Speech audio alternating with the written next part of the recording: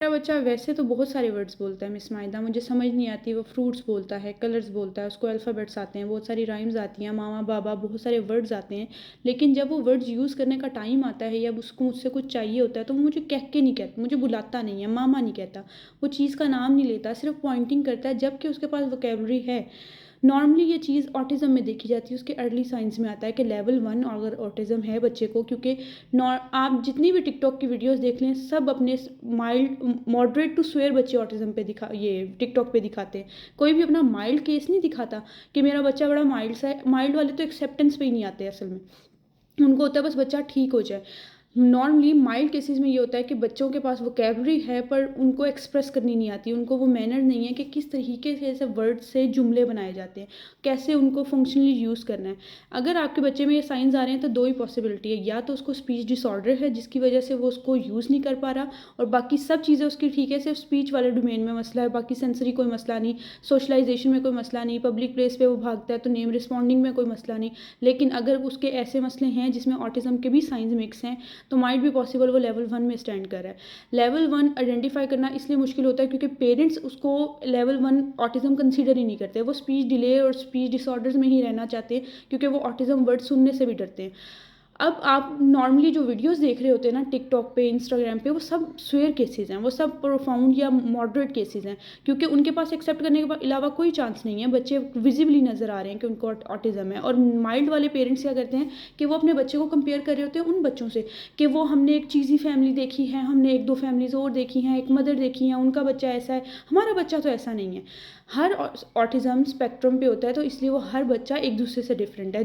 बिल्कुल ऐसे जैसे हमारी फिंगर टिप्स किसी से नहीं मिलती दुनिया में, सेम ऐसे ऑटिज़म का कोई केस किसी से नहीं मिलता। कोई एक बात मिल रही होगी तो 8 से 10 बातें डिफरेंट होंगी। उसके सेंसरी इशू में सीकिंग होगी, किसी और के सेंसरी इशू में वो अवॉइडिंग होगी। कुछ चीज़ों में उसकी सीकिंग होगी तो कुछ चीज़ों में उसकी अवॉइडिंग होगी। वो स्पिन नहीं करता होगा तो वो विजुअल स्ट्रीमिंग किसी और तरीके से करता होगा।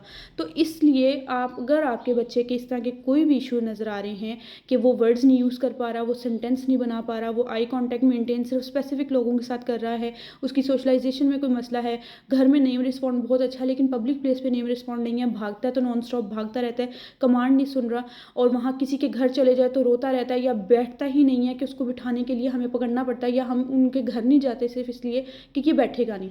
तो माइट भी पॉसिबल कि वो ऑटिज़म लेवल 1 में स्टैंड कर रहा है और आप उसको टाइमली डायग्नोज नहीं करवा रहे और अपने माइंड में एक गलत इमेज बना के बैठे हुए हैं कि वो स्पीच डिले में है। जबकि स्पीच डिले में बच्चे को इशू ये होता है कि उसको स्पीच अभी आई नहीं है लेकिन वैसे मैनर्स हैं, सोशलाइजेशन के मैनर्स हैं, इन्वायरमेंट की अंडरस्टैंडिंग है कि किस इन्वायरमेंट में कैसे बिहेव करना है। ऐसा सच कोई सेंसरी इश्यूज़ नहीं होते, और जो होते हैं वो मैनेजेबल होते हैं खुद ब खुद। जैसा हम लोगों के सेंसरी इशू हम खुद मैनेज कर रहे हैं, वैसे स्पीच डिले वाले बच्चे भी अपनी चीज़ों को मैनेज कर लेते हैं। नेम रिस्पॉन्ड उनका ज़ीरो कभी भी नहीं होता, कमांड फॉलोइंग उनकी बहुत अच्छी होती है। वो सिर्फ क्या नहीं कर पा रहे होते, कम्युनिकेट नहीं कर पा रहे होते, वर्ड्स को यूज़ नहीं कर पा रहे होते। लेकिन अगर बाकी चीज़ें भी प्रेजेंट हैं तो ऑटिज़म है। ऑटिज़म और स्पीच डिले इकट्ठा नहीं होता। ऑटिज़म के बच्चों में नॉर्मली स्पीच के मसले होते ही होते हैं क्योंकि वो उसकी डोमेन में आते हैं। तो स्पीच डिले टोटली अलग बुक है, ऑटिज़म टोटली अलग बुक है। कॉमन दोनों में क्या है, स्पीच के मसले, अदरवाइज उसमें बिहेवियरल इश्यूज़ भी बहुत सारे हैं, सेंसरी इश्यूज़ बहुत सारे हैं, रेपिटेटिव मूवमेंट बहुत सारी हैं। अब लेवल 1 होगा तो बहुत माइल्ड होंगी, लेवल 2 होगा तो थोड़ी ज़्यादा होंगी, लेवल 3 होगा तो बहुत विजिबल होंगी। तो इन चीज़ों को आप नज़रअंदाज ना करें, क्योंकि पेरेंट्स क्या करते हैं 5 साल तक की उम्र गुजार जाते हैं बच्चों की, और वो उनकी पर्सनैलिटी बन चुकी होती है। हमें पहले वो सारी मेहनत करनी पड़ती है उनके एरर ठीक करने की, उनकी वो चीज़ों को जो उन्होंने फिक्सेट की हुई हैं, ऑन सीट है नहीं, आज तक बना नहीं, वो सब चीज़ों पे हमें बहुत मेहनत करनी पड़ती है। वही चीज़ अगर आप बाद में, जिस समय जिन बच्चों के साथ काम कर रही हूँ और वो एज निकल चुकी है, अगर उनकी 5.1 में जिस समय एक बच्चे के सेशन ले रही हूँ, इवन मेरे हाथों में निशान पड़े होंगे मार के इन सब चीज़ों के, उस बच्चे के माँ मुझे खुद अब बोलती है कि काश मैं इसको 2 साल पहले ले आती। तो जो चीज़ें अब से इम्प्रूव नज़र आ रही हैं, उस टाइम में बहुत जल्दी इम्प्रूव हो जाती। अब तक ये नॉर्मल स्कूल जा रहा होता। तो अगर आपको अपने बच्चे में कुछ मसले नज़र आ रहे हैं, जो कि आजकल बहुत कॉमन है, ऐसा नहीं सिर्फ़ आपका बच्चा फेस कर रहा है, बहुत कॉमन है। तो अगर नज़र आ रहे हैं तो उसको नज़रअंदाज नहीं करें। सबसे पहले अफ़ोर्ड नहीं कर सकते प्राइवेट की फ़ीस, मेरे पास नहीं आ सकते, किसी और के पास नहीं जा सकते, गवर्नमेंट में तो जा ही सकते हैं। काम चोरियाँ नहीं करें, टाइम निकालें, छुट्टी लें दफ्तरों से, बच्चे को लेके गवर्नमेंट हॉस्पिटल जाएँ, असेसमेंट करवाएँ, एक रिपोर्ट बनवाएँ, उसको वेरीफ़ाई करने के लिए अगर किसी प्राइवेट के पास जाना है तो प्राइवेट के पास जाएँ ताकि वो आपको डिटेल से गाइड भी कर सके। उससे आपको क्लियर इमेज मिल जाएगी कि मेरे बच्चे के मसले क्या हैं, ताकि आपको पता हो कि आपने किस डायरेक्शन जाना है।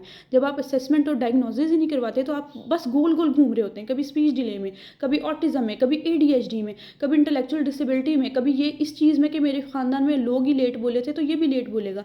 आप इसमें घूमते रहते हो और एंड पे आके खड़े हो जाते हैं कि अब थेरेपीज़ ही करवानी है और कोई हल नहीं है।